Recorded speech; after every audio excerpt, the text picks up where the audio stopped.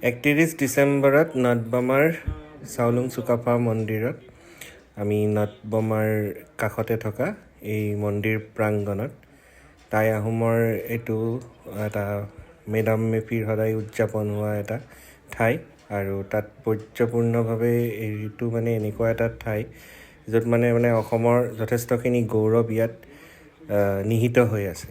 গতিকে প্ৰতি বছৰে আমি ইয়াতে যাওঁ, কিন্তু প্ৰতি বছৰে ইয়াতে চাবলগীয়া এটা কথা হয়, বহুত মানুহৰ ভিৰ হয়, বিশেষকৈ খোৱা ঘৰটোত। মই গতিকে খোৱা ঘৰটোতে ফ'কাছ কৰিছোঁ, বাকীখিনিত ক'বলগীয়া একো নাই, কাৰণ অলৰেডি বহুতে তাতে সেইটো ভিডিঅ' লয়েই আৰু যথেষ্টখিনি জানেই পূজা অৰ্চনাৰ কথাখিনি, যিখিনি টাই আহোমৰ সকলোৱে আমাৰ পূজাৰীসকলে যেনেকৈ এইখিনি কামখিনি কৰে।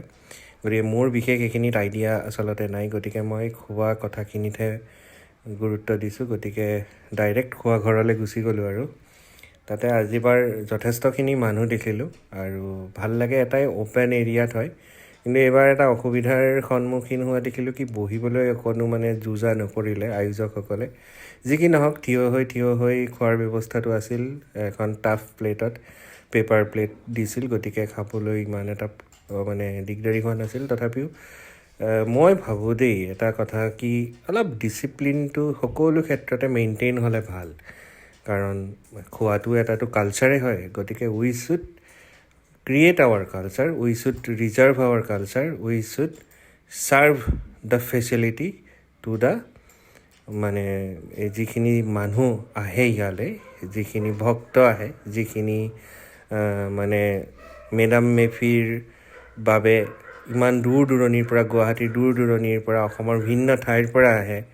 গতিকে ইয়াত এটা বিৰাট সমাহাৰ হয়। গতিকে খোৱা ব্যৱস্থাটোৰ লগত যিটো বহাৰ ব্যৱস্থা, সেইটো কৰিব লাগে আচলতে, সেইটো খুবেই জৰুৰী। যি কি নহওক, আৰু বহুতক দেখিলোঁ খাই থকা, বিৰাট সুস্বাদু ইয়াতে পৰিৱেশন কৰা হৈছিল আজি। ৰঙালাও ভাজি, ধুনীয়া মচুৰ দালি, তাৰপাছত আৰু জানেই বাকীটো যিটো বস্তু আছে ইয়াতে, গাহৰিৰ যিটো বৰ ধুনীয়া বনাইছিলে আজি। তাৰপিছত কিন্তু গাহৰি দিওঁতে এইবাৰ কুণ্ঠাবোধ কৰা নাই, ভালকেই দিছে। চ' দুবাৰ তিনিবাৰকেই দিছে, কিন্তু আৰু ইমানটো খাব নোৱাৰি দিলে বুলিয়েই বহুত বেছি দি দিছে। কিন্তু এনেকুৱাও নহয় যে বহুত বেছি দিছে, কিন্তু দিছে আৰু। গতিকে বেয়া লগা নাই, ভালেই লাগিলে খাই। কিন্তু ভাতটো চাউলীয়া হৈ থাকিল, যোৱাবাৰো চাউলীয়া হৈ আছিল, কথাখিনি ক'বই লাগিব। গতিকে আৰু এই ভিডিঅ'টোৰ যোগেদি আজি মেডাম মেফি যে পালন কৰিলোঁ, তাৰ এই লাষ্টত খগেন দাক পালোঁ। হেপী মেডাম মেফি।